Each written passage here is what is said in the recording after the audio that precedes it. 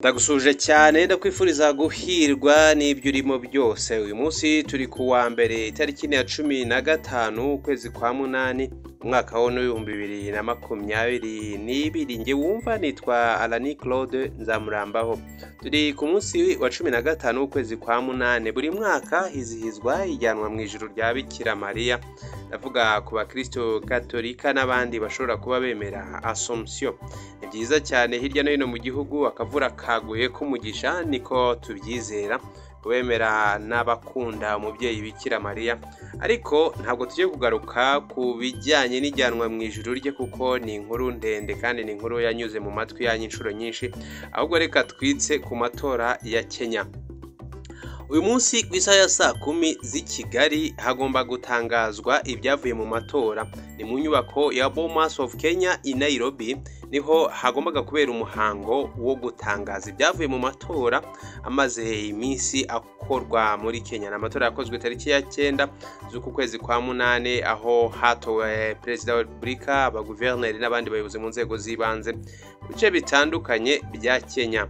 Amatora na mbere yuko igihe cy'itora kigera muri rusange mu bikorwa byo kwamamaza hari inkuru zishyushye aho perezida uriho ubu ngubu usa n'uri gucyura igihe kuko uwatowe yamaze kumenyekana, yitwa Uhuru Kenyatta, yarashyigikiye Laila ODINGA rumaze igihe utavuga rumwe nawe, ndetse bikagaragara ko Perezida Kenyatta atarebana neza na William Ruto umaze imyaka 10 ari vice perezida we.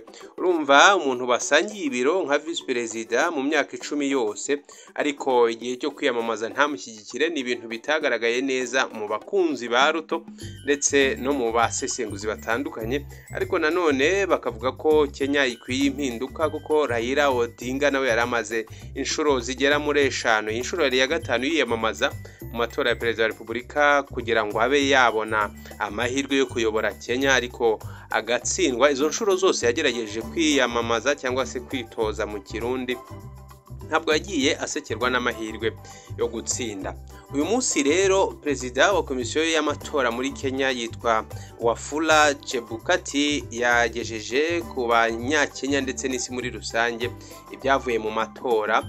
N'amatora yakozwe tariki ya 9 z'uku kwezi nk'uko twabigarutseho haruguru. Ariko mu mbone za benshi harabavuga ko William Ruto nubwo yatangajwe nk'uwatsinze amatora ariko atagejeje 50% mu bantu bose batoye, kuko uwafite amajwi 50.49. Ubaze 25% mu biro by'itora 39 byonyine nibyo William Ruto afite. Ukibaza utise ntabwo ikiciro cya kabiri cy'amatora gishobora kubaho nk'uko itegeko nshinga rya Kenya ribivuga. Mu itegeko rigenga amatora muri Kenya rivuga ko umuperezida cyangwa se watsinze amatora atangazwa gusa iyo yatsinze ku kigero cya 50.1%, bityo bikaba bimuha ububasha bwo guhita arahirira izo nshingano hatabaye aho igiciro cya kabiri cy'amatora. Ariko nanone iyo atagejeje kuri iyo mibare 50.1%, abaho igiciro cya kabiri cy'amatora. Nyine amatora agasubirwamo hakarebwa uwayatsinda mu cyiciro gikurikiyeho.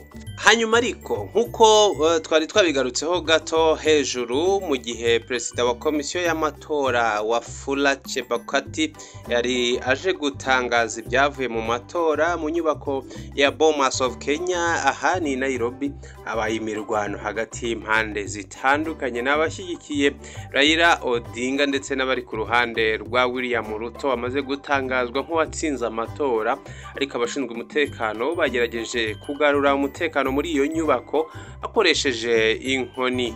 Nyuma y'akajagari, perezida wa komisiyo y'amatora yahawe umwanya atangaza ko William Ruto ariwe watsinze amatora akagira amajwi 50.49%.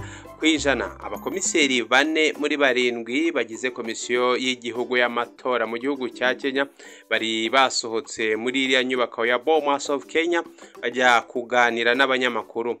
uhagarariye aba bakomiseri yavuze ko bitandukanije n'abagiye gutangaza n'ibigiye gutangazwa byavuye mu matora. Ni ukuvuga ngo bari abakomiseri 4 muri 7 bo basohotse hanze bajya kuganira n'abanyamakuru, hanyuma babwira abanyamakuru ndetse n'abanyakenya muri rusange ko bitandukanije n'ibigiye gutangazwa na komisiyo y'igihugu y'amatora. Vice President William Ruto mu majwi y'agateganyo ari imbere gato ya mukeba we Laila Odinga, kuko byagiye bigaragara mu majwi yagiye ashyirwa hanze, yagiye abarurwa mu bihe bitandukanye ndetse no mu bice bitandukanye.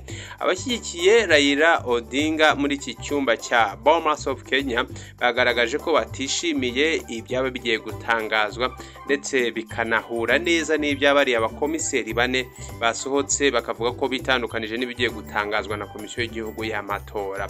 Komisiyo ifite amatora mu nshingano zayo, ifite bitarenze kuwa kabiri n'umunsi w'ejo tariki 16 z'ukwezi kwa 8 kuba yatangaje ibyavuye mu matora ku buryo bwa burundu. Abakandida William Ruto ndetse na George Wajakaya ndetse na David Mwaule Wahiga bari muri iyi nyubako ya Bomas of Nairobi, aho ibyatangajwe mu matora nyine byavuzwe bahari bahibereye. Naho Laila Odinga we ntabwo yigeze ahagaragara, gusa bamwe mu bamushyigikiye nyine bagaragaje kutishimira ibyavuye mu matora, ndetse hanaba kantu gasa n'akavuyo n'akaduruvayo. Binavugwa ko no mu bice bitandukanye by'igihugu nyuma yo kumenya ibyavuye mu matora nk'uko byatangajwe na komisiyo y'igihugu y'amatora, abaturage batangiye kurwana ndetse no guhangana.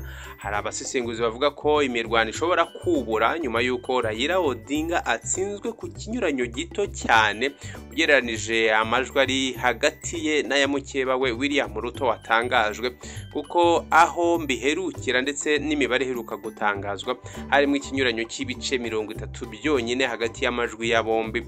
Hanyuma bakavuga ko hashobora kuba habayemo uburiganya cyangwa se amanyanga mu itangazwa ry'ibyavuye mu matora. Aba bakandida babiri bari bahanganye ku buryo bukomeye. Abandi nanone bavuga ko aba bakandida babiri barimo George Wajakaya ndetse na David Mwaule Wahiga bashobora kuba barisha amatora kugira ngo aba bakandida babiri bari bahanganye ku buryo budasubirwaho William Ruto ndetse na Laila Odinga batageza kuri ya majwi 50% yemewe kugira ngo bitaba ngombwa ku cyiciro cya kabiri cy'amatora gikorwa. Ukurikije itegeko rivuga nkuko nabigarutseho hejuru, umukandida utagejeje amajwi 50% ntabwo ahita yemerwa nka perezida wa Repubulika, ahubwo byasaba ko haba icyiciro cya kabiri. Icyiciro cya kabiri kikaba cyaba hagati ya Laila Odinga kuri ubu ufite amajwi 49.91 na mukeba we William Ruto wamaze gutangazwa nk'uwatsinze amatora ufite amajwi 50.49%. Tugiye kugaruka gatoya ku ijambo Uhuru Kenyatta yavuze nyuma yuko atangajwe nk'uwatsinze amatora, aho yagarutse ku kuba agiye gukomereza ku byo we na Perezida Kenyatta bamaze iminsi 10 barubatse, ndetse anagaruka ku bantu abasa n'abataramwishimiye mu gihe yamamazaga, avuga ko Kenya nta cyumba na kimwe cyo kwihorera kirimo. Asezeranya abaturage bose ko guverinoma igiye kujya hari guverinoma yabo, ni mu gihe ariko haba hatabayeho icyiciro cya kabiri cy'amatora. Nyine William Ruto agatangazwa nk'uwatsinze amatora burundu. Reka tugaruke gato ku ijambo rigufi yatangaje. William Ruto wamaze gutangazwa nka perezida wa Kenya ugiye gusimbura Uhuru Kenyatta akayobora Kenya muri manda ye ya mbere y'imyaka 5 nyuma yuko yaramaze imyaka 10 ayoborana na Kenyatta nka vice president wa Kenya. Let me also at this point in time acknowledge my boss, the President of the Republic of Kenya,